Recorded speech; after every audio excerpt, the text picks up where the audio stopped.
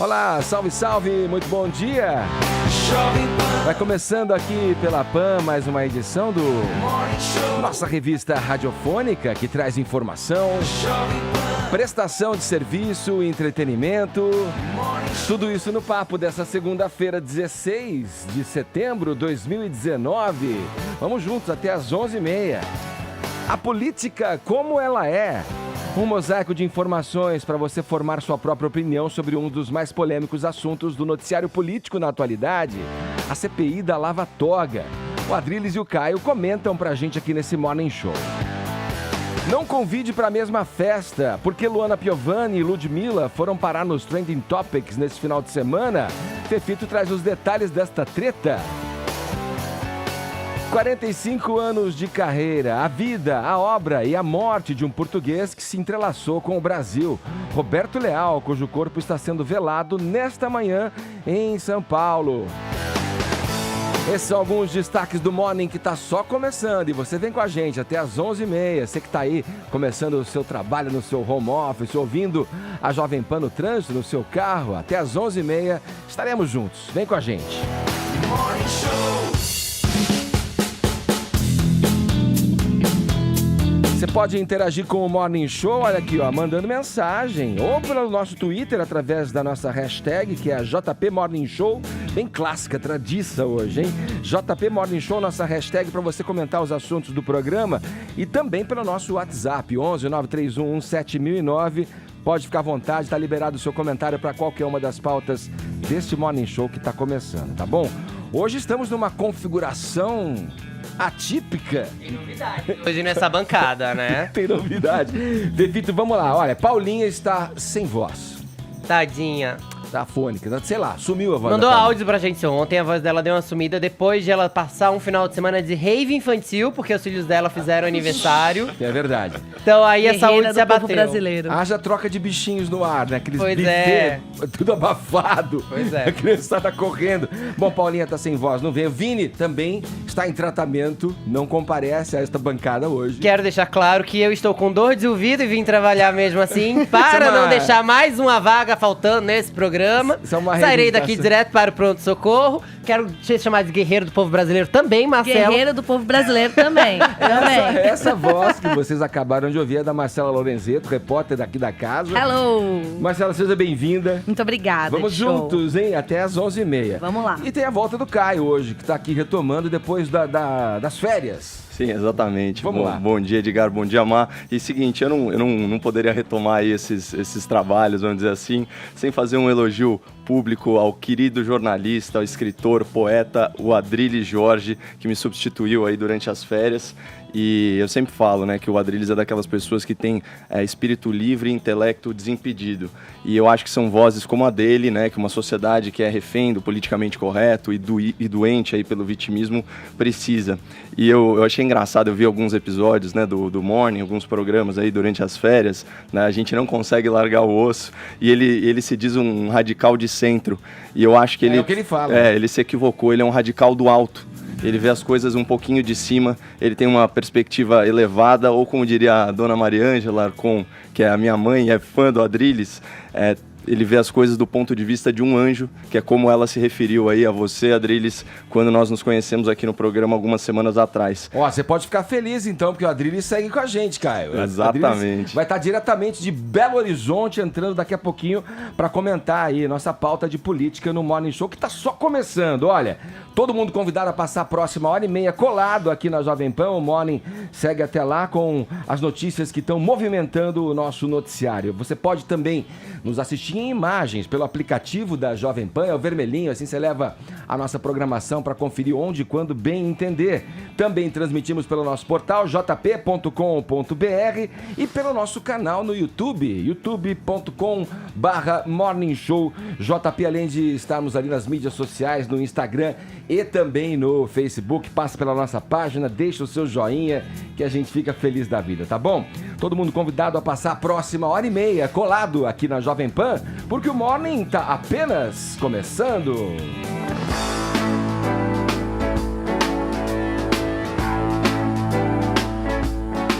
Vamos abrir o noticiário hoje falando da CPI da Lava Toga. Zé Maria Trindade, nossos olhos e ouvidos na capital federal, vai contar agora pra gente por que esse assunto aí tá dando tanta polêmica, dividindo opiniões na base de apoio, inclusive, e aí sim é um foco importante da gente ter aí, Zé, na tua observação, na própria base do presidente Bolsonaro. Bom dia, Zé. O PSL está em pavorosa aqui. Muito bom dia, Edgar, bom dia a todos, seja bem-vindo aí, Caio. Olha, Edgar, a história é a seguinte, esta CPI para investigar o judiciário é polêmica por natureza. Muitos aqui dizem que um poder não pode investigar o outro, mas é a senha para falar de impossibilidade de ir atrás de erros, ou seja, de crimes. Há toda uma torcida para que a CPI seja instalada e não vejo nenhuma outra solução. Há uma vontade, mais dia ou menos dia, a CPI será, portanto, instalada no Senado Federal. O presidente do Senado, o senador Davi Alcolumbre, já arquivou um requerimento de CPI, já houve retirada, a senadora juíza Selma saiu do PSL exatamente por conta de um trabalho ali do senador Flávio Bolsonaro contra a CPI, quer dizer, provocou uma confusão geral, dividiu o PSL. Para você ter uma ideia, Edgar, da temperatura das coisas, o senador Major Olímpio, do PSL, né, que é a favor da CPI Lava Togas, e acha estranho que o senador Flávio Bolsonaro trabalhe contra a CPI, ele chegou a dizer hoje que quer que o Flávio Bolsonaro saia do PSL.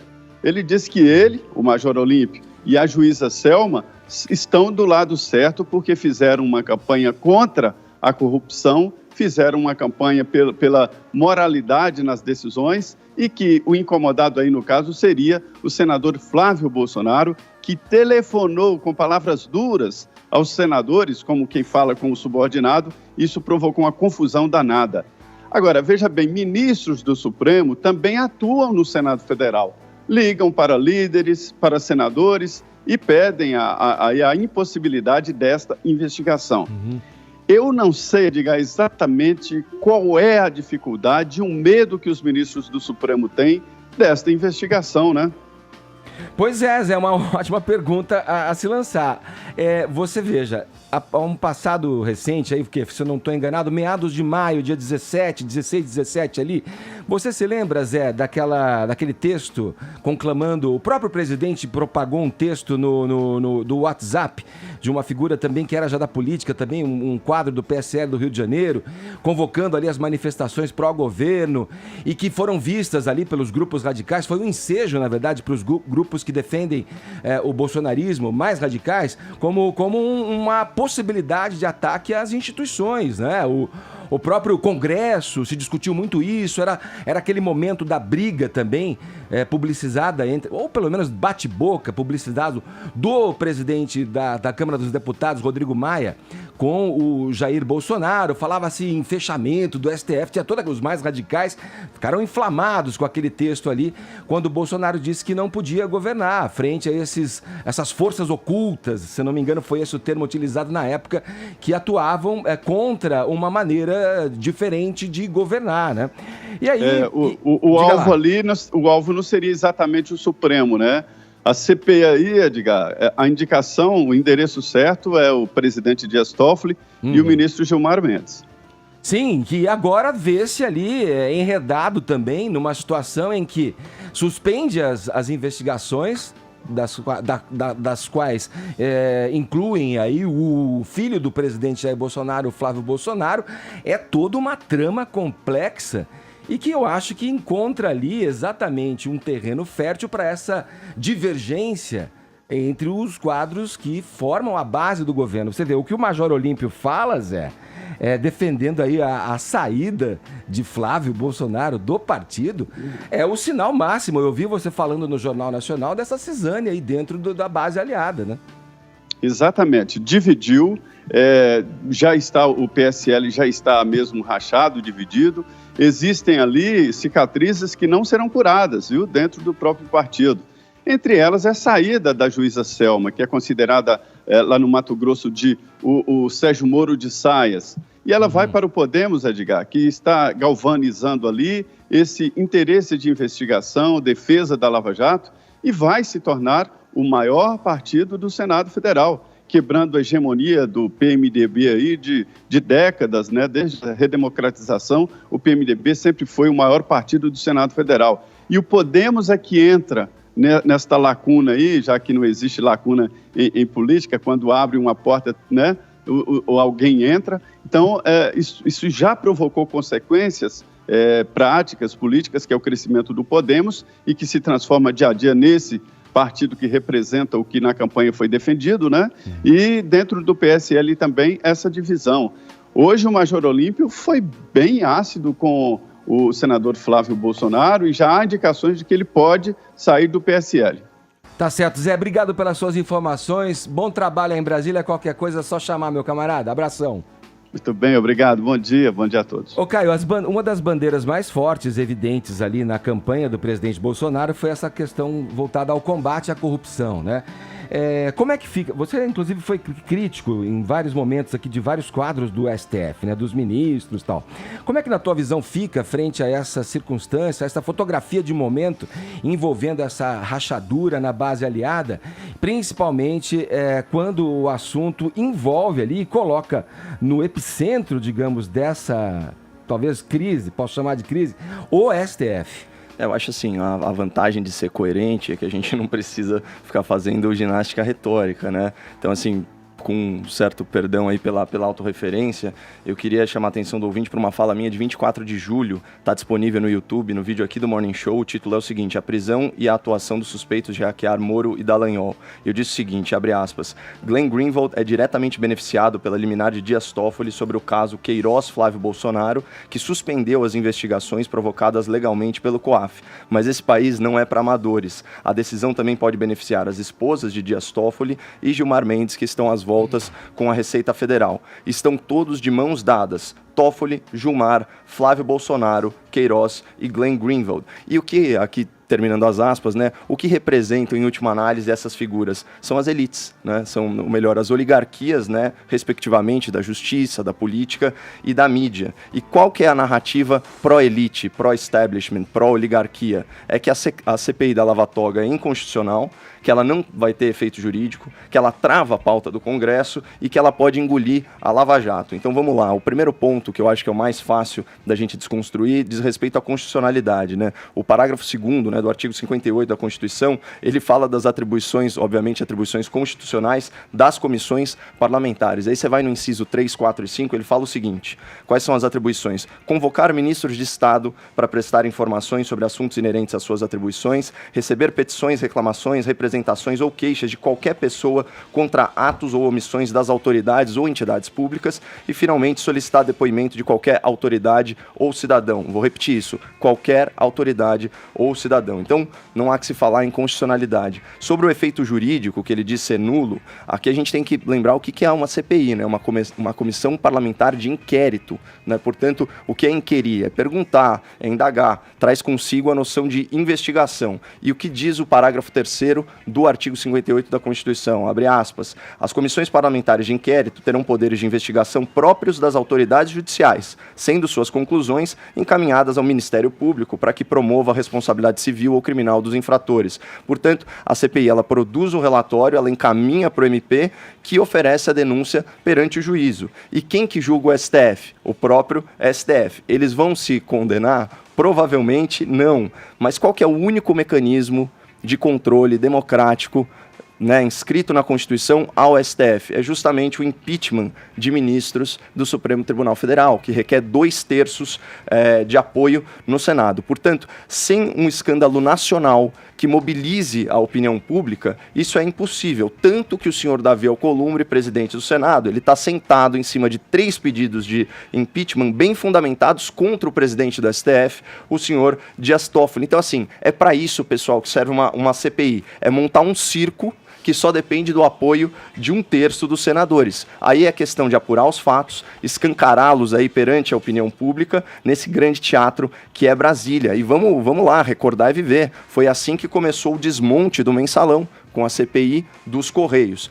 O terceiro ponto é que a lava-toga ela travaria a pauta do Senado, especialmente a reforma da Previdência. Agora, desde quando que uma única comissão consegue inviabilizar a aprovação, enfim, de outras pautas? Isso não faz sentido nenhum. Existe um esforço nacional pela aprovação da nova Previdência e é uma questão que vai passar porque tem que passar. E vamos atentar para o maquiavelismo desse argumento, né? Então a gente deixa de investigar aí os abusos de autoridade, os crimes de responsabilidade da cúpula do judiciário, porque para governar a gente precisa atuar em conluio com um sistema podre. Isso é o velho presidencialismo de coalizão, não é a tal da nova era que foi tão amplamente prometida e divulgada. E aqui nesse momento eu queria recomendar para o ouvinte da PAN que assistisse a um vídeo visceral do youtuber Nando Moura sobre esse assunto. O vídeo se chama Lava Toga. E assim, é nítida, é patente a indignação dele que é bem genuína. Deixa eu te perguntar uma coisa, você colocou vários personagens aí, Caio. Eu vou passar pro Adriles logo mais, tá aqui com a gente.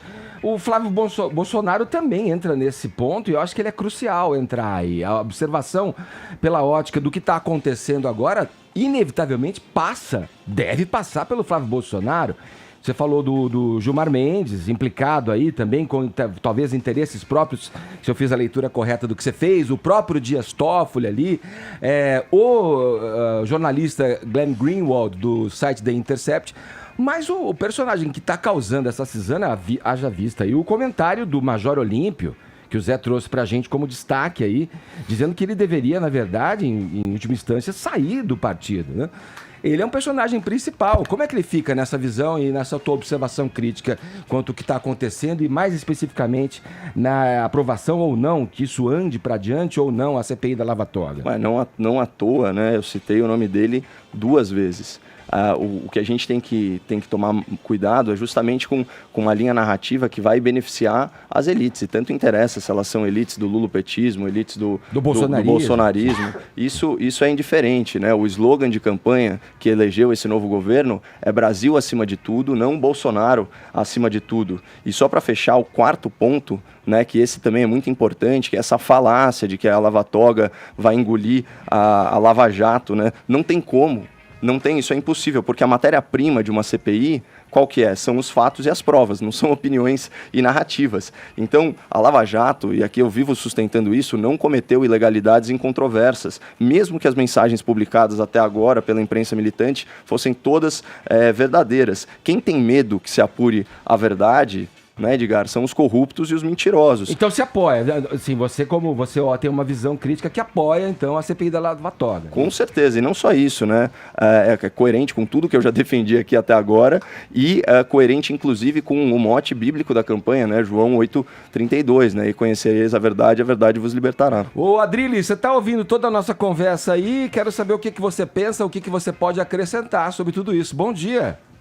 Bom dia, querido. Olha, primeiro eu tenho que sair um pouquinho da pauta e agradecer o elogio efusivo e merecido que o Caio Coppola fez a mim e responder com desaforo afetivo. Ele vive dizendo que é um comentarista, não é um jornalista, mas ele é um perfeito, um dos maiores, mais brilhantes jornalistas do país. Isso é muito gentil, destrincha e revela o teor da notícia para um pensamento muito maior. Comentarista só se ele for do tipo do Platão que comenta Sócrates, entendeu? Para com essa bobagem. Agora vamos para a pauta. O Caio disse bem, e eu concordo com ele, que a CPI realmente, efetivamente, ela vai gerar muito pouco efeito. Porque, em última instância, quem vai apurar os efeitos da CPI é o próprio STF. O próprio STF é o próprio Lobo, quer dizer, o próprio Lobo julgando a si mesmo. O efeito prático e objetivo da CPI é dar visibilidade popular exatamente aos eventuais e supostos desmandos do STF. Eventualmente, medidas mais efetivas contra a possibilidade desses desmandos são mais interessantes, tipo a revogação da absurda PEC da bengala, né, que deixa os ministros praticamente ad eternum lá, ou o próprio impeachment, o pedido de impeachment protocolado pelo Modesto Carvalhosa dos ministros Gilmar Mendes e o Dias Toffoli. Eles estão dizendo que vai travar a CPI, né, a Previdência e a Lava Jato. Olha, o Gilmar Mendes já disse escancaradamente que quer travar a Lava Jato. entendeu? Já disse escancaradamente que vai votar pela parcialidade do Sérgio Moro, porque ele teria um juízo antecipado de valor em relação aos seus julgados. Outro ponto que o Caio não salientou, eu gostaria de salientar aqui, é a preocupação de alguns próprios bolsonaristas com um conflito direto entre o presidente, entre o governo executivo e o STF. Ora, o pressuposto principal da democracia é exatamente uma relação tensa entre os poderes. Não de desaforo, não de desacato, não de ataque às instituições umas às outras, mas os três poderes têm que ficar em permanente tensão, senão vira um conluio. Aquilo que se chama de diplomacia histórica no Brasil é muitas vezes confundido e é, de fato, um conluio entre os poderes. E a personagem do Flávio Bolsonaro é muito emblemática nesse sentido. Infelizmente, o Flávio Bolsonaro ele é alvo de investigações complexas, cujo ministro Dias Toffoli tomou uma decisão de suspender o negócio do COAF lá, e que beneficiou diretamente o Flávio Bolsonaro. E tem a questão do procurador Aras, que teria suspeitamente, mais uma vez, entrado para defender esse tipo de conluio não tenso entre os poderes. Agora, eu não sei por que os ministros do STF têm essa percepção divina deles mesmos, meu Deus.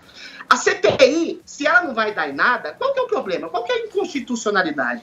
Inconstitucional, para mim, é juiz ter relação espúria com parente de réu. Inconstitucional, para mim, é a doutrina de soltura, de complacência, bandidos só de elite, que o doutor Gilmar Mendes soltou, vários. São as relações, a censura de matéria de jornal, que fala sobre eventuais desconfianças da mulher do presidente do STF. É isso que deveria ser, pelo menos, inconstitucional, né?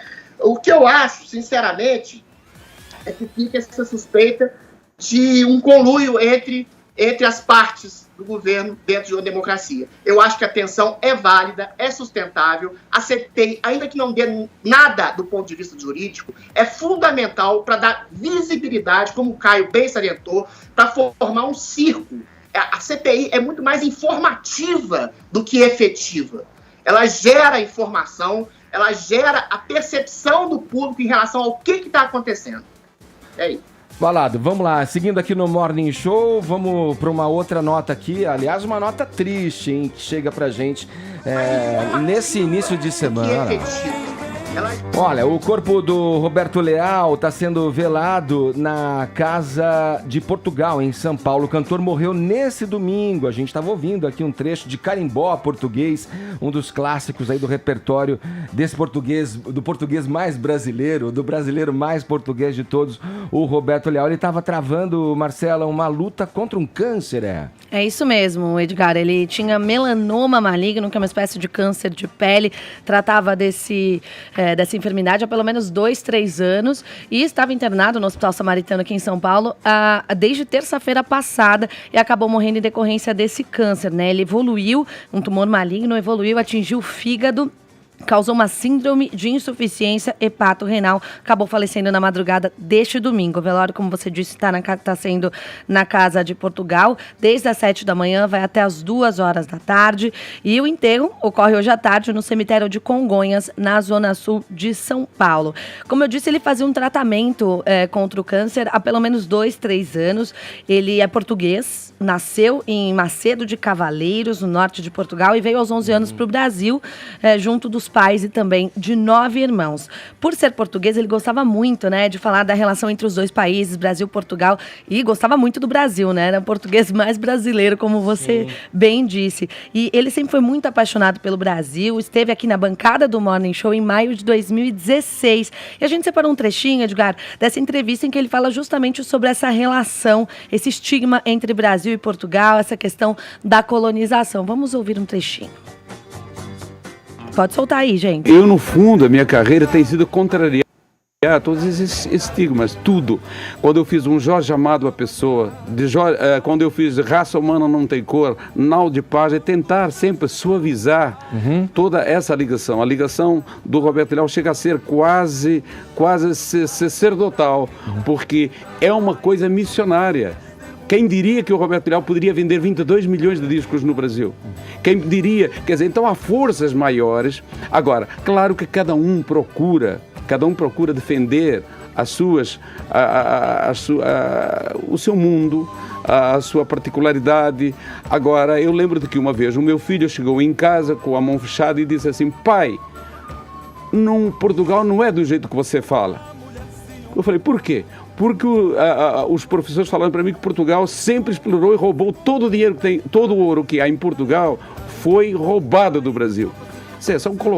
São colocações, às vezes, muito complicadas, sabe? Às vezes a mesma coisa, porque pode ter até um fundo de verdade que muito ouro que há em Portugal veio do Brasil.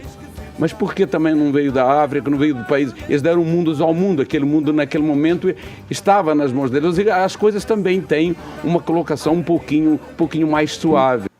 Tá aí, a participação dele, bem lembrado, Marcela, e foi muito bacana esse papo com o Roberto Leal, né, aqui no Morning Show. Eu acho que o Roberto tinha, assim, muitos artistas recebem o glamour, tudo de mão beijada e vivem aquela condição, né, o Roberto Leal, o propósito dele, né, externando a arte musical portuguesa aqui com o Brasil, sempre foi buscar cada vez mais as ligações e a união entre esses dois povos, né? Ele foi um abnegado ali. Tanto que tinha um restaurante português aqui em São Paulo. Ele, né, também era um empresário, né? Ele era multi-empresário, né? Ele já fez de tudo, já foi apresentador de TV na Europa, cantor, também já foi empresário, teve restaurantes, enfim, muitas coisas por aqui, né? Pois é, no dia 6 de setembro, 3 dias antes dele ser internado, ele deu uma entrevista ao programa aqui na Band, que é o programa da Silvia Popovic lá na Band, e é a última entrevista dele em vídeo. Nessa entrevista, vejam só que curioso, ele relembra 2 episódios nos quais ele quase morreu. Um deles afogado na piscina depois de uma noite em que todo mundo bebeu muito e caiu na piscina às 4 da manhã, e outro num acidente de carro em que ele bateu atrás de um caminhão e ficou com o carro destruído. Ele disse o seguinte: não entendo até hoje como sobrei. Falei, espera aí, Deus tem alguma coisa. Destruiu o que não vale nada, deixou a única coisa que vale a pena, que era a vida. Ali não era pra eu sobreviver. Depoimento forte, né? Legal. Fechou, Marcela?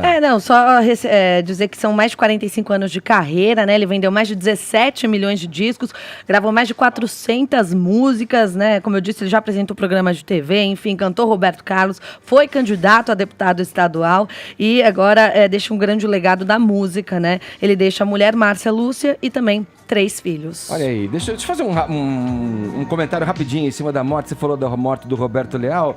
Eu coloquei aqui um trecho da música do Cars, que se chama Drive. Foi um grande sucesso dessa banda norte-americana surgida no final dos anos 70, Marcela. E o vocalista da banda, o Ricky Okazek, também morreu. É uma banda que surgiu ali naquela esteira já do pós-punk, uma reação americana, né, do punk que já mostrava ali os seus últimos dias na Inglaterra e na Europa. E o Cars foi uma banda que fez bastante sucesso nesse segmento de um rock pós-punk ali, uma coisa meio que misturava o tecnopop em outras músicas, flertando com algumas atmosferas meio Duran Duran, assim, e que tem o Ricky Okazek como seu frontman, o seu principal nome, e que produziu outras bandas importantes também. No seu trabalho como produtor, atuou com o Weezer e com o Bad Brains. Aqui um pedacinho de Cars, de Drive, talvez a música mais famosérrima, gente, conhecida do repertório dele. A gente aprende por osmose essa música. Vamos seguir aqui no Morning Show. Aqui a gente tem mais um assunto para fechar esse primeiro bloco. Hora mais de mais um episódio, Fefito, do nosso fanfarrônico quadro Não Convide para a Mesma Festa. Gente, mas que delícia esse quadro vai ser hoje. O que se passou com ela, sempre, a eterna Luana Piovani, que tá em qualquer treta, ela tá lá, com agora a Ludmilla, Fefito. Pois é, Luana Piovani se livrou de toda aquela novela do Scooby e da Anitta e agora resolveu aprontar com outra funkeira, com a Ludmilla, e mexeu com quem tava quieta, viu? Porque a Ludmilla não tinha feito nada pra ela. Tudo começou quando o canal a cabo E! Entertainment Television, que tem um Instagram de notícias sobre celebridades, colocou uma nota dizendo que a Rihanna colocou um funk do MC Lan e da Ludmilla na trilha de um desfile dela na Semana de Moda de Nova York. Luana Piovani não se fez de rogada e foi lá criticar. A Luana disse o seguinte: podia ter colocado tanta coisa boa pra tocar. cansada do óbvio brasileiro, pouco sexy, vulgar e apelativo. Não demorou. E Ludmilla, gente, resolveu fechar com a cara da Luana. Mas assim, se você não sabe o que a Ludmilla falou, prepara, porque o textão é longo e é gostoso de ser ouvido se você gosta de treta. Vamos a ele, Fefito.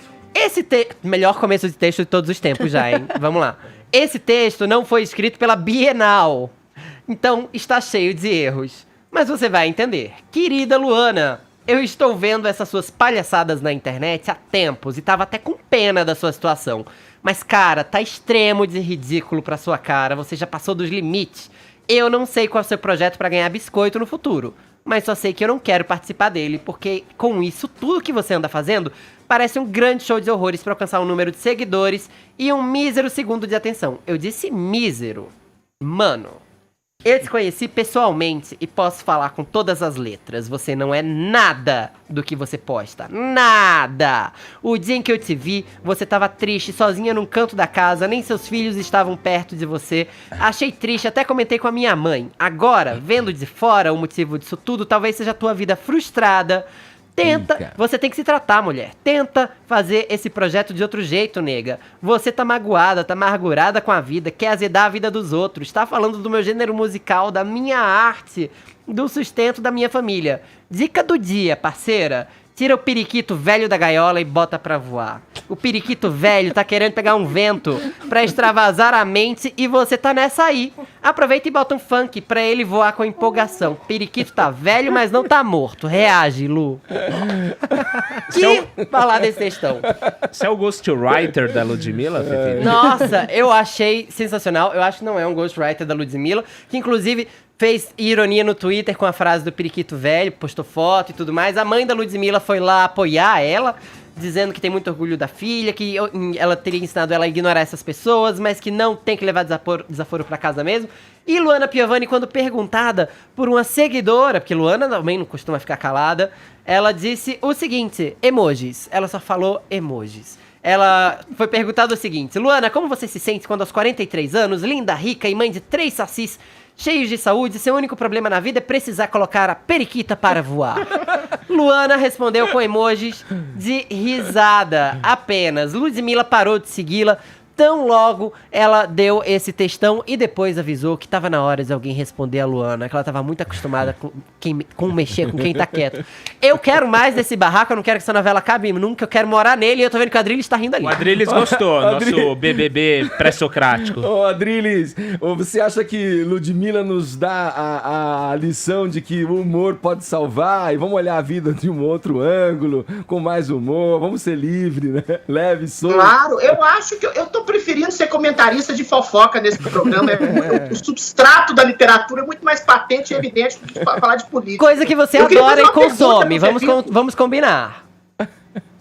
Claro, eu queria fazer uma pergunta pro Fefito, trazer a fofoca e retirar dela o substrato de estética e retomar a discussão de alta cultura que a gente teve sexta-feira.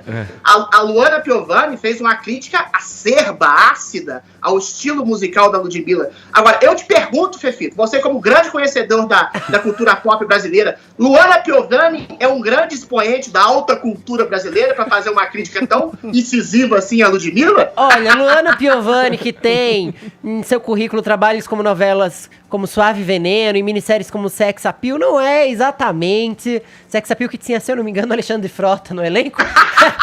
Não é exatamente o grande expoente da cultura nacional. Mas a gente tem que dar o crédito pra Luana, porque a Luana é alguém que já se produziu no teatro muitas vezes, já correu atrás, já conseguiu colocar de pé muitas peças, inclusive peças infantis. O que eu acho é que a Luana sofre com um preconceito com o funk, que não sei se está relacionado ao fato da Anitta ter ficado com o Pedro Scooby, ou se já é de antes. Tanto que ela tinha ameaçado que quando o Scooby levou os filhos dela pra Califórnia pra conhecer a Anitta, que se os filhos voltassem rebolando e dançando funk, ela colocaria um juiz na parada.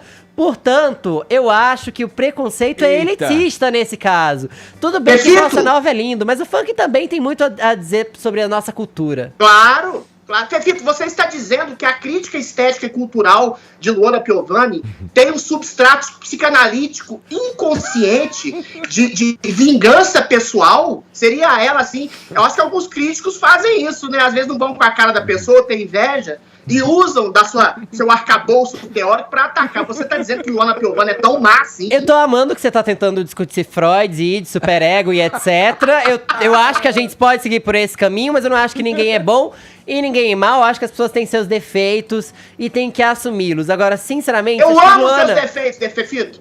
Eu amo os seus, Adriles. Eu acho que a Luana só precisa aprender a ficar quieta, às vezes. Porque em boca fechada não entra mosca. Aí não leva um samba desse, assim. Agora, quem consome esse tipo de barraco na internet, gosta. Eu, particularmente, gostei de assistir, me diverti, mas depois já fui problematizar. Mas depois fui problematizar. Não acho também que tem que puxar a idade da Luana Piovani, ficar falando de etarismo aí. Do mesmo jeito que eu acho que a Luana foi elitista ao falar mal do funk, que sim, vocês podem não gostar, mas nesse momento é a música exportação brasileira, tanto que tem muitos cantores americanos gravando funk nesse exato momento. A gente também não pode sair criticando uma mulher pura e simplesmente por ter 40 anos e ser bem resolvida e cheia de opinião. Nesse caso, acho que as duas podem resolver entre si. Eu só quero pipoca pra assistir esse camarote, esse barraco. Falar que a pessoa é velha e feia é coisa dos Bolsonaro. Adriles, você que está trazendo política para esse programa, fique à vontade. Hoje estou com dor no ouvido, vou ficar de boa. Agora 10 horas 37 minutos, horário de Brasília. Jovem Pan Morning Show. Jovem Pan Morning Show. Jovem Pan Morning Show. Seguindo com o Morning desta segunda-feira, ainda na política, mensagens atribuídas a integrantes da Lava Jato sugerem que a OAS relatou intervenção de Lula por obra na Bolívia. Segundo reportagem da Folha de São Paulo, que teve acesso a trechos de conversas obtidas pelo site The Intercept Brasil, os procuradores compartilharam no Telegram a proposta de delação de Léo Pinheiro. Na negociação, o empresário teria mencionado o ex-presidente Lula como intermediador de um acordo entre a empreiteira e o governo de Evo Morales. Pinheiro disse que o petista articulou um financiamento do BNDES para a construção de uma estrada entre as cidades de Potosí e Tarija. Lula teria ainda prometido à OAS a obtenção de um outro contrato naquele país para compensar a realização do projeto, considerado deficitário pelos envolvidos.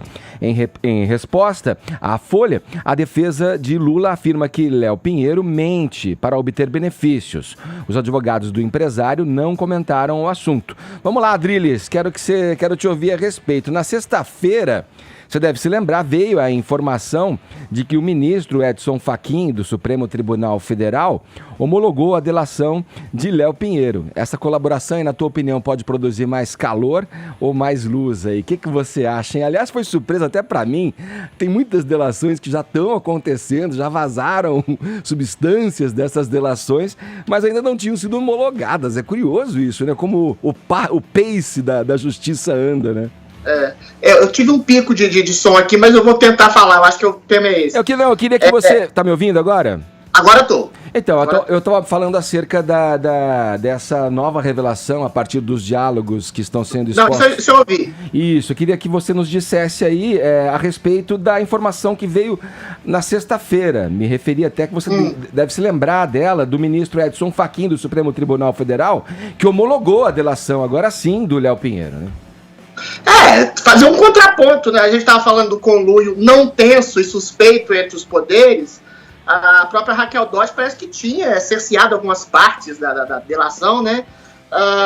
Arquivando, em que citava o Maia, o irmão do Dias Toffoli, e parece que o Maia e o Dias Toffoli articulavam a recondução da Raquel Dodge antes do Aras ser nomeado pelo Bolsonaro. É curioso, né? Mas eu queria trazer esse assunto para a minha famosa teoria da conspiração. É engraçado, né? Foro de São Paulo é a palavra proibida pelo jornalismo brasileiro. Eu lembro dos anos 90, um sujeito chamado Olavo de Carvalho, dando uma entrevista para o Pedro Bial, dizendo que a esquerda estava próxima de tomar o poder novamente em toda a América Latina. Um incrédulo Pedro Bial olhava para ele e falou: mas você é maluco? Acabou de ter a queda do muro de Berlim, a União Soviética acabou. Como é que você diz isso? Todos achavam que o Olavo era maluco. Tá aí. O Foro de São Paulo é exatamente a arregimentação de governos e ideologias parecidas, tomaram toda a América Latina, e nesse conluio, um fica fazendo benesses e favores ao outro. Morales, Bachelet, Lula. Será que é tão teoria da conspiração assim? Eles se unem irmanados na conjugação de uma livre corrupção em comum. Claro, tudo tem que ser apurado ainda, mas tudo indica que as coisas não são tão agradáveis assim.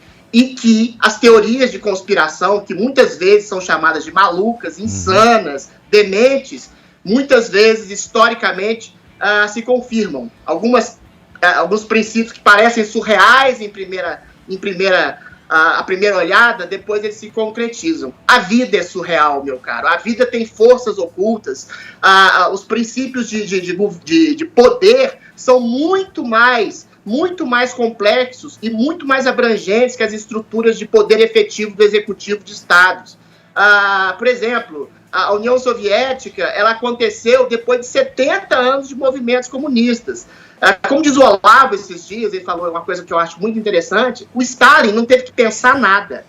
Todas as ideias já estavam ali. Assim como, quando eu falei que o Lula era um artífice de uma ideologia, e que ele não era uma pessoa, e eu não acho que ele seja, ele é artífice, é quando a ideologia fica acima da pessoa e se coloca para a produção de um bem último, de uma utopia última, e que você revela, você objetivamente faz o pior tipo de corrupção. Foro de São Paulo é a grande teoria da conspiração que cada vez mais se revela verdadeira. Adriles, complementando aí o que você falou, eu vou nessa esteira mesmo, né? Eu não sei se a gente pode falar em teoria da conspiração quando nós temos mais uma evidência, né, do caráter internacionalista da esquerda socialista, da esquerda progressista, articulada no Cone Sul, justamente pelo Foro de São Paulo. Aqui é um caso gravíssimo, né? A gente está falando não só de tráfico de influência, mas também de fraude de contratos públicos, né, em âmbito internacional, caixa de campanha, propina por suborno e uso de dinheiro público via BNDES, que é um banco de fomento, para irrigar essa engrenagem, né, todo esse mecanismo de corrupção. E eu queria chamar a atenção para um aspecto psicológico, né? É incrível como o Lula enxergava cada adversidade como uma oportunidade para se locupletar e uma oportunidade para fortalecer, né, o projeto criminoso de perpetuação do PT no poder. Então era aquele adágio, né, para todo problema um esquema. E eu acho que o ápice desse modus operandi, né, durante o lulopetismo, foi, por exemplo, o programa Mais Médicos, já que a gente está falando da articulação da esquerda no Cone Sul. O programa Mais Médicos, né, a pretexto de suprir uma necessidade urgente, né, de saúde pública, arquitetou um esquema bilionário de transferência de renda para a ditadura cubana, em flagrante violação às normas trabalhistas brasileiras e aos direitos humanos, né? Então, toda essa delação do Léo Pinheiro, ela chama muita atenção, porque nós estamos falando, sim, de um amigo íntimo do ex-presidente Lula. Aqui sempre vale a pena a gente defender o Instituto da Delação Premiada, que é inaugurado, né, do direito brasileiro pela Lei 2.850, e eu sempre faço questão de ler aqui, que é no seu artigo 4, o parágrafo 16, que diz o seguinte: nenhuma sentença condenatória será proferida com fundamento apenas nas declarações de agente colaborador. Portanto, o delator ele tem que apresentar provas. E quando a robustez da delação premiada dele foi questionada, o Léo Pinheiro escreve uma carta à Folha de São Paulo, né, e um dos trechos diz o seguinte, abre aspas: não há como eu, Léo Pinheiro, ter apresentado versões distintas da minha delação, já que o material probatório é bem anterior à decretação da minha prisão. Então, assim, as palavras voam, mas as provas são aquelas mesmo e não tem como a gente reeditar os fatos. Adriles, deixa eu só colocar mais um dado aqui, quer dizer, tá tudo aí, tá tudo exposto, né? Eu posso fazer a leitura aqui, então, primeiro, pela fala de vocês, então dá para se entender que o conteúdo aí revelado, que contém essas falas, então não estamos falando mais da possibilidade de ser um conteúdo forjado, editado e tal, é o conteúdo, aceitamos o conteúdo então como um conteúdo verídico. Outra coisa que eu queria te fazer uma provocação, Adriles, é a seguinte: Legal, Fórum de São Paulo, mas tem também, por outro lado, todo um movimento idealista de direita acontecendo a partir do The Movement, encabeçado pelo Steve Bannon, e aí tendo como seu braço articulador da América do Sul, o filho que quer ser embaixador, o Eduardo Bolsonaro, tal da Cúpula das Américas. Aqui teve reunião ainda na primeira metade desse ano em Foz do Iguaçu. Quer dizer, como a gente deve se manter vigilante para que a gente não saia da frigideira e pule no fogo? Exato. Eu começo pela segunda parte. O fenômeno do Bolsonaro e o fenômeno do Donald Trump são exatamente sintomas de uma hegemonia cultural, de um domínio esquerdista. Quando eu digo e repito e reitero e ratifico que é preciso exatamente uma dialética de contrapontos para que você alcance um princípio de verdade, é mais do que isso. Não é só um princípio de esclarecimento de verdade. É um princípio de governo também. É um princípio de poder. Quando o poder se coloca só em um tipo de ideologia, em um tipo de percepção e visão de mundo e de vida, você cria exatamente a questão do sectarismo. E isso não é só questão do executivo, é uma questão cultural. A questão dos excessos do politicamente correto, a questão dos excessos das políticas identitárias geram exatamente eleição de uma extrema-direita que, eventualmente, o Orbán, o Trump, o Bolsonaro, se é que podem ser chamados de extremas-direitas, eles estão no contraponto de um princípio politicamente correto e de excesso de políticas identitárias. Mas a esquerda tem esse problema que é muito grave, que é de uma utopia da perversidade, como eu já disse aqui, de você poder roubar em nome do bem. A direita, pelo menos, não tem isso. Adriles. A direita conservadora, calma. A direita conservadora, ela é cética em relação aos seus próprios propósitos. Por isso que ela se percebe, se suspeita, inclusive, dos seus componentes. Por isso que tem tanto crítico do Bolsonaro dentro do Bolsonaro mesmo. E a esquerda é mais unida, não exatamente nesse bom sentido. A segunda questão, qual foi? Não, eu estava só dizendo, fazendo uma simetria aí com relação, você falava do Fórum de São Paulo, eu falei do movimento A Cúpula das Américas, que é uma banda. Agora, deixa eu te fazer uma provocação. O teu professor, filósofo, aquele que você se referiu na sexta passada, ele está insuflando aí, de alguma forma, a base do governo, a base mais ideológica do bolsonarismo ali, em torno de um nome, da personificação de Bolsonaro. Onde ficam as ideias aí? Onde as ideias que devem ser defendidas? As ideias devem estar acima das pessoas. Aí que tá. Mas então, deixa eu completar minha pergunta. Peraí, deixa eu completar minha pergunta pra você. Peraí. Não estaria, da mesma forma, incorrendo num prenúncio do que vai ser logo mais, daqui a pouco, já analisando aí, de acordo com as nossas tradições não muito boas na política brasileira, pra enveredar por um outro caminho extremo, pro outro lado, quer dizer, essa é a minha questão. Note bem, o Olavo está pensando ali como estrategista da política. Ele acha que as ideias em si, abstratamente, elas não funcionam e não se articulam se você não tiver quem as encampe. Ainda que essa pessoa que as encampe seja eivada de equívocos, e todo mundo é eivado de equívocos, claro. Eu discordo desse pressuposto. Eu acho que exatamente o exercício da democracia, o exercício da liberdade, é o exercício da eterna vigilância. Eu Perfeito. Não compro a ideia de um Bolsonaro salvador de qualquer coisa que seja, porque eu não compro a ideia de quem quer que seja um salvador da humanidade. Entendi. Esse culto à personalidade eu rechaço prontamente. Eu acho que, eventualmente, há pessoas que arregimentam grandes ideias, mas a partir do momento que há um desvio muito radical dessas ideias e as pessoas ficam cegas e elas não sabem o que elas estão seguindo, aí você cria um culto à personalidade, você cria exatamente um princípio da cegueira. Eu acho muito temerário isso. Sim. Vamos lá, seguindo aqui na mais uma pauta no Morning Show. Fefito, você já invadiu o palco aqui durante alguma apresentação de um artista de que você é fã? Não sei, já deu uma loucura, assim, um pedido, o Fefito saiu pulando, agarrando o pescoço de alguém. Não, sendo gay eu já sou acusado de dar piti normalmente. Se eu abro minha boca, já levo o nome de histérico, neurótico e da piti. Então isso é de menos. Porque isso aí vira e mexe, acontece mundo afora. Acontece. Invadir o palco, sim. Gay dá piti só na cabeça de gente homofóbica. Mas aí... O que foi? Não, você me entendeu mal. Não tô te criticando. Mal. Isso era uma piada, pelo amor de Deus. Ô, Fefito, o que aconteceu dessa vez, meu caro? Olha, o que aconteceu foi que Ivete Sangalo foi barrada. Sério? Num palco, no meio de um show de feminejo. Você gosta de feminejo, Edgar? Eu não gosto.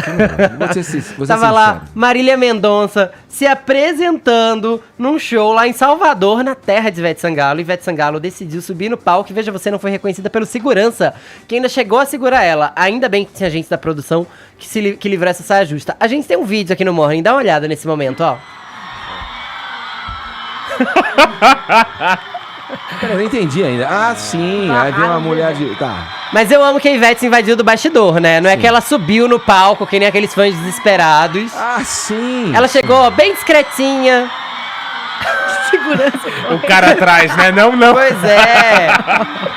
Aí a Marília Mendonça depois falou assim, ó: quer me fazer chorar aqui no começo do show? Uma invasão dessas, vou falar um negócio. Um beijo, meu amor, obrigado. E a Ivete tá com aquela roupa de camarim, meu roupão, é isso? O que ela tá? Eu não entendi a roupa dela. Pois é, parece um roupão. Acho que ela devia estar no camarim, porque é no festival. Se maquiando ali. E ela devia subir ao palco depois. Obrigada. Olha lá. Fofa! Olha, mas a Ivete não foi nada histérica, foi inclusive discreta e fora do meio nesse tipo de invasão. Semana passada, por exemplo, a Joelma teve o palco invadido por um fã que literalmente se atracou as pernas dela e ela ficou imóvel como um manequim, enquanto 3 seguranças tentavam desengatar o fã dela. Isso acontece volta e meia, já aconteceu com a Sandy também, no show no Recife. E aí, também aconteceu esse final de semana com a Anitta. Mas ao contrário de Ivete Sangalo, o fã não era famoso e não conseguiu tocar na cantora do Vai Malandra, que se apresentava em São José dos Campos. Então veja bem, você também temos um vídeo da Anitta, acho que muito provavelmente. O fã invadiu o palco da Anitta quando ela cantava uma outra música. Uma música chamada Ao Vivo e a Cores. Não era nenhum dos grandes sucessos. E aí, ó, o fã invadiu e a Anitta: oi, senhora, deu uma corridinha, os seguranças foram lá e impediram ele de tocar nela, na Anitta. Acho que a Anitta teve um certo medo. Ficou meio apreensiva ali, né? Eram 9 mil pessoas nesse show de São José dos Campos. Uma conseguiu furar a barreira. E aí, ninguém sabe ainda qual medida foi tomada contra o fã. Provavelmente ele só foi encaminhado de volta ao seu lugar. E ela passa bem, só teve um susto, não foi nem tocada, né? Ela só deu as costas e... Sim, com licença. Saiu fora. Gente, é super normal ser fã, mas assim, invadir palco é algo problemático. Você não sabe quem é que tá lá do outro lado, não é só o famoso. Tem segurança, às vezes segurança pode ser um pouco truculento, dependendo do que ele acha que você vai fazer, ainda que você acha que você não vai machucar. Não é recomendável invadir palco, não, assim. E nem sair tocando no famoso e segurando ele se ele tá passando perto. Não sei, é uma dica que eu dou. Acho que tem outros jeitos de a gente conseguir a atenção de famosos. Mas você é fã das duas, né? Da Anitta e da Marília Mendonça, era a outra garota, né? Não gosto, acompanho a carreira. É que assim, eu não posso falar muito, né? Porque eu já fui fã. Você já subiu assim no palco? Já fui fã bicho, Edgar. Aquele fã bicho que vai atrás. Revela. Fã raiz. Fã raiz, assim. Você foi atrás de quem pra abraçar? Várias bandas, Nossa, né? várias. Muitas coisas, assim. Fã raiz mesmo. Mas eu acho assim, eu concordo com o que o Fefito falou nesse sentido de você não invadir. Não que eu nunca tenha tentado, mas a gente evolui, não é mesmo? Mas eu acho que é difícil mesmo, porque pela reação da Anitta a gente já consegue ter uma ideia da apreensão, né, dos artistas. E você viu, o cara vai meio pra cima, assim, falando, você não sabe qual é a intenção das pessoas. Né? A gente teve aí o caso, por exemplo, claro, uma comparação bem distoante, mas a gente teve o caso, por exemplo, da Ana Hickman, que era um fã que tinha um certo distúrbio e acabou numa situação complicada. Trágica. Então, assim, são milhares de fãs. Tudo bem, pra você é só um artista, um ícone, o ídolo. Isso. Mas do outro lado, são milhares de fãs que tentam fazer a mesma coisa que você. Então, o artista, ele fica com esse receio. É complicado mesmo, fica apreensivo, né? Você vê na linguagem corporal do sujeito ali, você que tá nos acompanhando em imagens, ele vai meio pra cima, ele não para na frente e fala assim, posso te abraçar, quero te dar um abraço. Ele vai meio que ostensivamente pra cima dela. E a gente tem que pensar, o figurino da Anitta é um figurino ousado. A gente não sabe se ela tá em cima de um salto muito alto, por exemplo, que ela pode torcer o pé, se correr. A gente não sabe se ele vai abraçar, se vai... né, enfim, eu entendo. Agora, 11h01, horário de Brasília. Eita! Jovem Pan Morning Show. Rolê de notícias. Oferecimento Smart Fit. General Mourão é o novo presidente do Brasil. Calma. Ó, enquanto o Bolsonaro estiver no hospital, só sim, claro. Mourão disse que vai dar prosseguimento ao que o Bolsonaro já vem fazendo. Ou seja, deve arrumar confusão com 5, 6 países, xingar umas primeira-dama, tretar com a Globo e com a Folha. E também passar a senha do Twitter pro Carluxo. E o Lula? Ainda preso. Jovem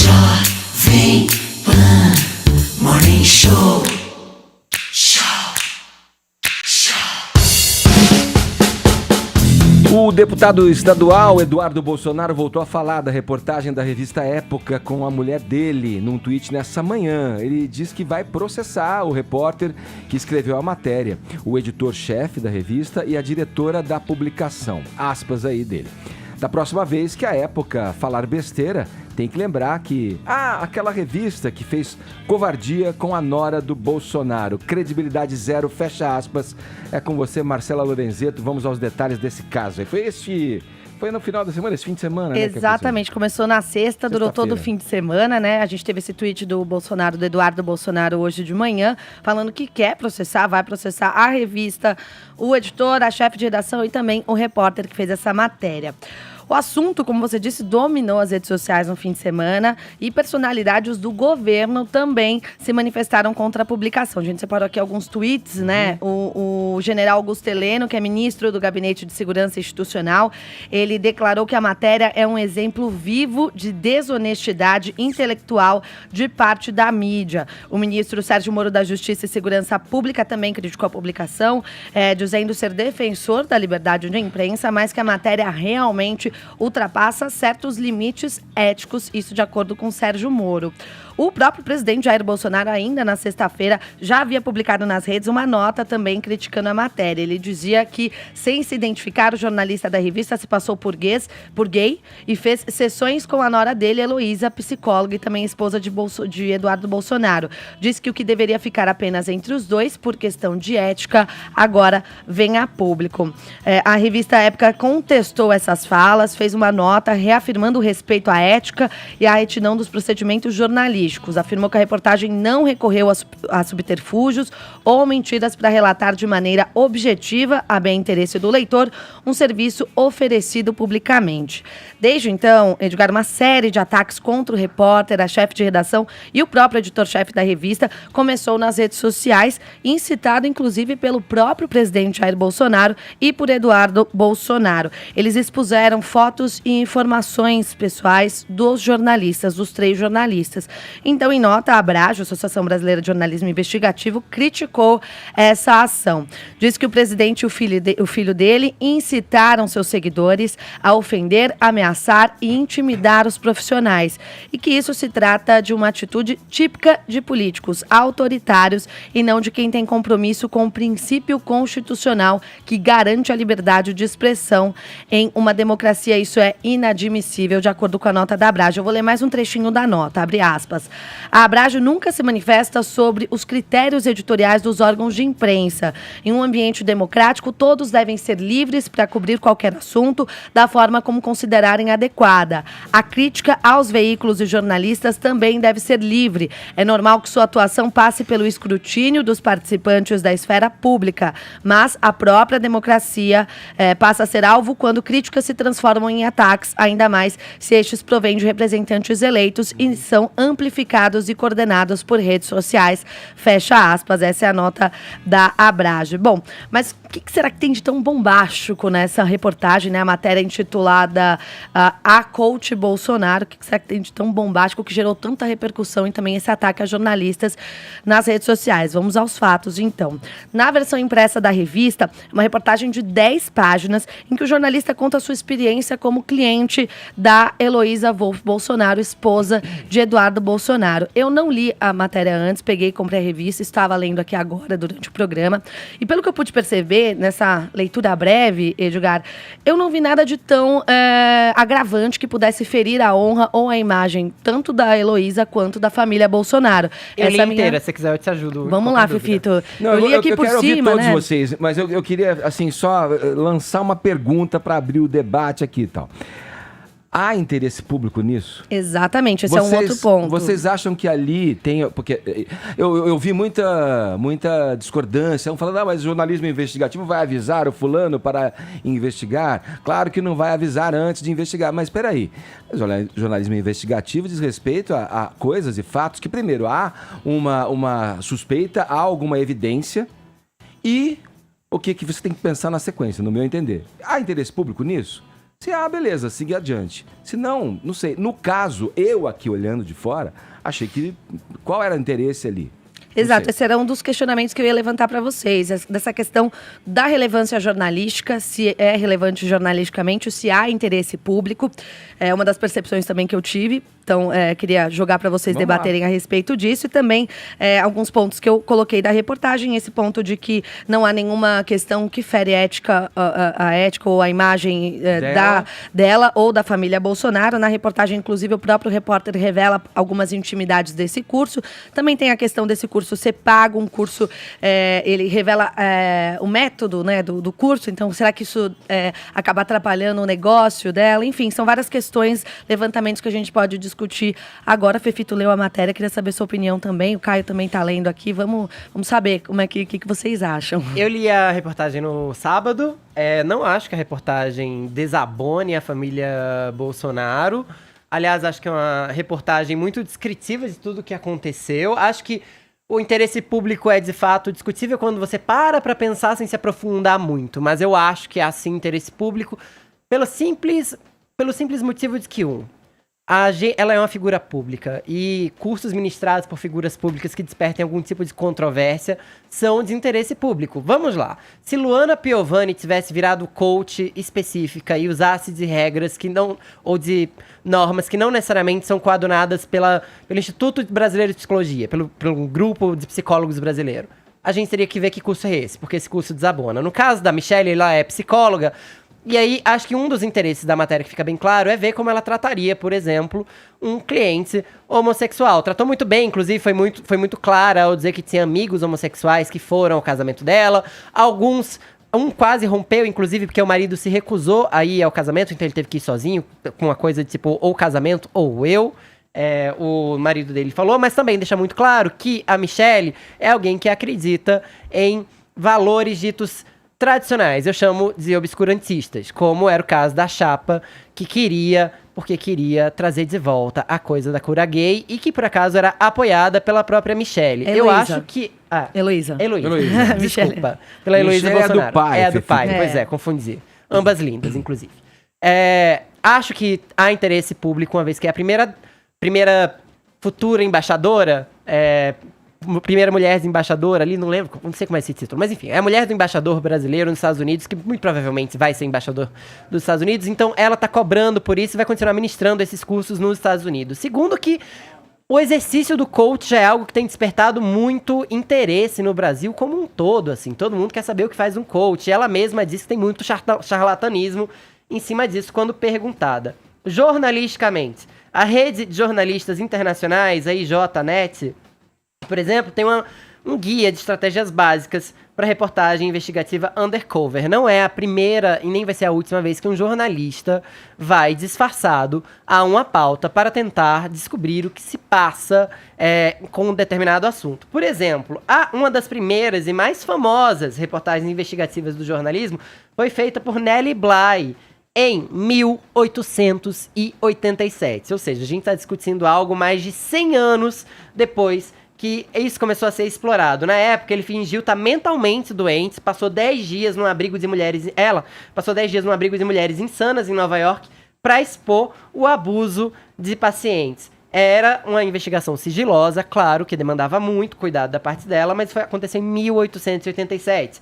Em Gana, por exemplo, o principal jornalista ganês, o Anas Aremeyal Anas, não só responsável por desvendar um monte de histórias de corrupção em seu país, ele também foi desvendar abusos em um hospital psiquiátrico. Foi lá disfarçado. E a gente tem também vários casos aqui no Brasil. Por exemplo, um dos maiores repórteres investigativos do país não mostra o rosto. Ninguém sabe qual é o rosto dele, e ele atende pelo nome de Eduardo Faustini, que viaja o Brasil inteiro, pelo Fantástico, inclusive, para produzir reportagens investigativas especialmente sobre desvio de dinheiro público. Então ele vai a pequenas cidades e descobre esquemas de corrupção e tenta ali conversar, às vezes fingir uma negociação com determinados políticos ou assessores de políticos. Não é a primeira vez, aliás, ele já fez mais de uma centena de Não é aquele que faz o como quadro, cadê o dinheiro que tava aqui? Exatamente, é o Eduardo Faustini. Eu concordo, só um adendo, eu concordo com o Fefito, eu acho que esse tipo de reportagem investigativa é super importante, super relevante, deve ser feito, principalmente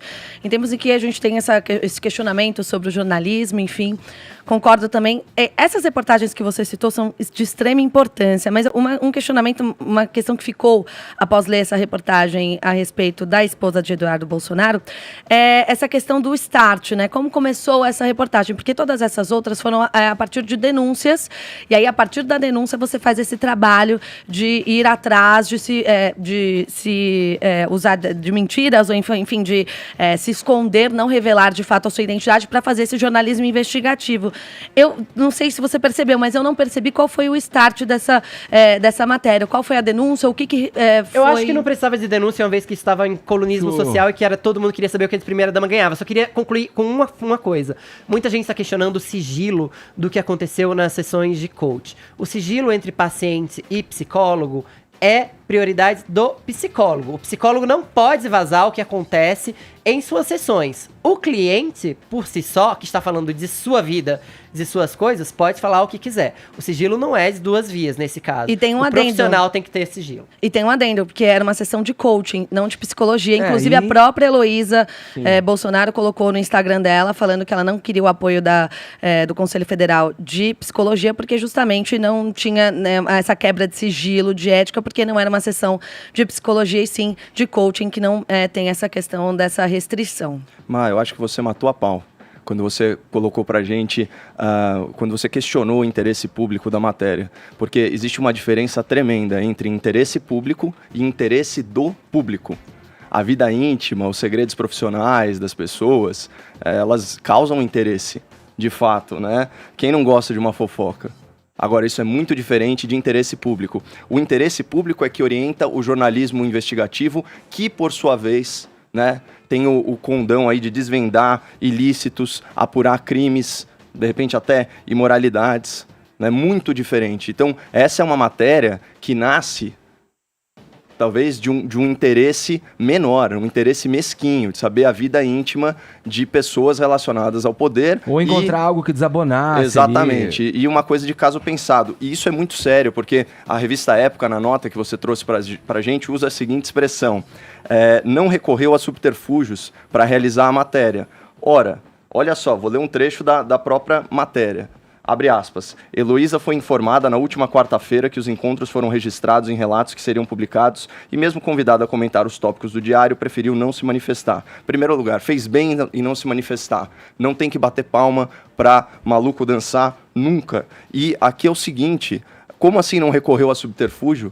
Se você só vai declarar a sua real intenção na última sessão, isso não é subterfúgio? Então eu não sei o que é subterfúgio. Isso é tão sério que no direito penal existe a figura do flagrante preparado, que torna o crime impossível. O ouvinte que tiver mais curiosidade, procure aí a súmula 145 do Supremo Tribunal Federal, fala justamente sobre isso. Você arranja a situação de forma a provocar a pessoa que você quer flagrar. Então isso não é admitido em direito. E aí tem o outro ponto que precisa ser comentado, a gente falou mais cedo da CPI da Lava Toga, cujo relatório, se convertido em denúncia pelo Ministério Público, vai ser julgado pelo STF e provavelmente vai ser indeferido, né, nas suas pretensões punitivas. A questão que se impõe aqui, no caso da Lava Toga, é quem vigia os vigilantes. Inclusive, essa é uma proposição do poeta romano Juvenal. Nesse caso, quando a gente tem um agente político, como é o caso do Eduardo Bolsonaro e tantas outras autoridades públicas,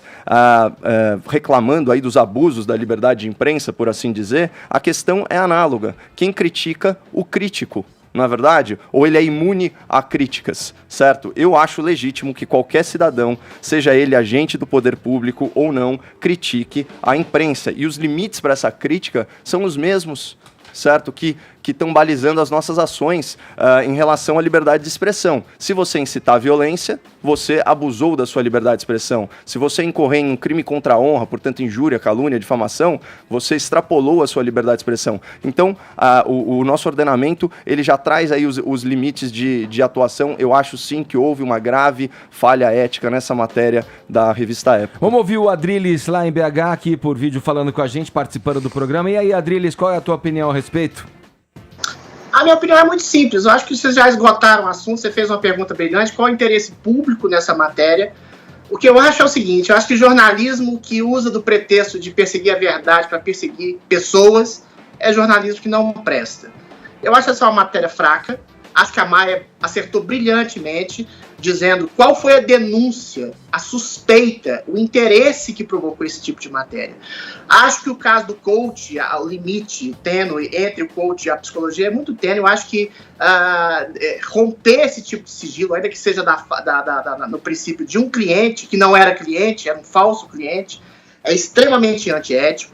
Mas o que eu queria dizer, eu queria citar uma fala do João Roberto Marinho, presidente das organizações Globo, que ele disse numa sessão solene do Senado, em homenagem ao Jornal Nacional, o seguinte, que a imprensa não é o quarto poder. Eu, respeitosamente, discordo do meu antigo chefe, não como trabalhador, mas como produto trabalhado da emissora dele. Seu produto. Eu acho que o poder, a informação é o maior poder de hoje. O maior poder. E como diz o grande Stan Lee, na voz do tio do Homem-Aranha, com grandes poderes vem grandes responsabilidades. Eu acho que assim, eu acho besteira o Bolsonaro e o filho dele ficarem expondo esse rapaz, aí eles respondem na mesma moeda um tipo de exposição desnecessária, entendeu? Agora, acho, como eu já disse aqui 1000 vezes, que a imprensa é um ator político também, que usa do maior poder hoje, que é a informação, e deve ser cobrado como tal. Agora, realmente, falando mais do Bolsonaro e ter exposto o jornalista, o governo tem que ter uma responsabilidade maior em relação à imprensa. Não pode ter uma animosidade, agressividade em relação à imprensa, ainda que a imprensa seja extremamente injusta com o governo. Porque eu acho que a liberdade de expressão da imprensa, ela pode, de alguma forma, sobrar. Imprensa, como diz o Milor, é oposição. Se não é armazém de secos e molhados. É lapidar. Tá certíssimo então, nisso, a responsabilidade maior é do governo. Ainda que a imprensa tenha que ser cobrada, e eu queria aqui falar de 2 frases da Abrage que são muito complicadas. Todos devem ser livres para cobrir qualquer assunto da forma que considerarem adequado. Não! A imprensa não está isenta de uma cobrança ética. Que é isso? Todo mundo pode fazer o que quiser conforme achar que é adequado? Não. Tem princípios éticos que norteiam a imprensa. É absurdo a Abrage falar isso. 2. A própria democracia vira alvo quando críticas se transformam em ataques. Cacilda, a imprensa também, quando, por exemplo, inventaram uma suástica na época da eleição do Bolsonaro, colocaram frases neofascistas, por coincidentemente, em departamentos de sociologia, mentiras absolutamente descancaradas. Isso é crítica ou é ataque? Eu proponho essa reflexão para vocês. Eu acho que a Adriles está certo numa... Rapidinho, Fefito, que eu preciso ir pro break. Um segundo só. A Adriles está muito certo ao dizer que o governo não tem o direito de sair atacando e convocando um ataque, porque aí nesse caso se conclama a população virtual ou real a atacar e a chincalhar um jornalista. Acho isso de baixíssimo nível, mas também é só para deixar muito claro que no jornalismo investigativo ninguém avisa que está investigando, ninguém se infiltra na máfia avisando aos mafiosos que está investigando eles. Não, calma. Sim, Adriles, mas isso a gente falou. Eu só quero deixar claro que procurar a Heloísa, nesse caso, depois que a coisa toda foi feita, é procedimento padrão de jornalismo, assim como procurar qualquer outra pessoa para ouvir o outro lado. Era só isso que eu queria dizer. Deixa eu passar para a Marcela, para fechar uma linha só, Marcela, para a gente ir pro break. Rapidamente, só que a gente está nessa questão das opiniões, quero deixar minha opinião clara. Eu acho um absurdo expor os jornalistas, porque não se deve fazer isso justamente quando você expõe querendo incentivar um linchamento público. Eu acho isso um absurdo, independentemente do jornalista. Boa. Agora 11 horas horas 26 minutos, horário de Brasília. Jovem Pan Morning Show. Fefito Maestro. Vamos lá, reta final do Morning dessa segunda-feira. Atenção, parem todas as máquinas, Fefito. Quem são os participantes da nova edição do reality A Fazenda? Você já andou soltando uns. Já andei soltando uns aí, alguns que acabaram não se concretizando, como o cabeção da Malhação, Sérgio Rondjakov, que acabou cortado pela produção por razões pessoais, mas não vou dar a lista completa aqui, você pode ver mais nomes lá no jp.com.br/Fefito, porque são 16 nomes e não vai dar tempo. Mas já vou te adiantar pelo título da minha nota, que vai ser uma fazenda formada por ex-Pânico, ex-Power Couple, ex de férias com ex, ex-Dominó, vai estar cheio de ex. Aquela receita, né? Pois é aquela receita. Por exemplo, vamos ter o Vini Vieira, que fazia o Glu-Glu no Pânico, a Drica Marinho, que participou do último Power Couple, a Tati Dias, do De Férias com Ex, que participou de 2 edições, que provavelmente vai ter a campeã, a sua grande rival, a companhia de sua grande rival, Bifão, na última temporada lá também. Rodrigo Pavanello, ex-Dominó, ex-ator da Globo, ex-ator da Record e ex da Cláudia Gimenez, também vai estar lá. E aí, tem alguns rumores aí dando conta de que Andréia de Nóbrega, ex-mulher do Carlos Alberto de Nóbrega, vai estar entre os confinados. Tem também o segurança gato do metrô, uma ex-Miss São Paulo, a ex-BBB Ariane, o ex-jogador de futebol Túlio Maravilha. Nomes assim, gente, que a gente vai conhecer por muito e muito tempo. Tem um DJ chamado Neto e tem a Arícia Silva também, ex-Pânico. Vamos ver se essa lista se concretiza. Vai ser uma grande fazenda de ex. Tá todo mundo se perguntando até agora, cadê os famosos? É isso? Fechou? É isso, fechou. Marcos Mion no comando, todo mundo vai assistir. Guilty Pleasure, gente. A gente assiste pra curtir. A Arícia é nossa colega aqui do Sofá da Pan, né? Ai, ela é uma fofa. Todo mundo fala muito bem dela. Linda. Bom, e assim a gente finaliza mais uma edição do Morning Show. Retornamos na programação da PAN amanhã, a partir das 10 da manhã. E é isso. Por hoje é só. Obrigado pelo prestígio da audiência. Até mais. Cuidem-se, hein? Valeu. É, Marcelinho. Morning Show.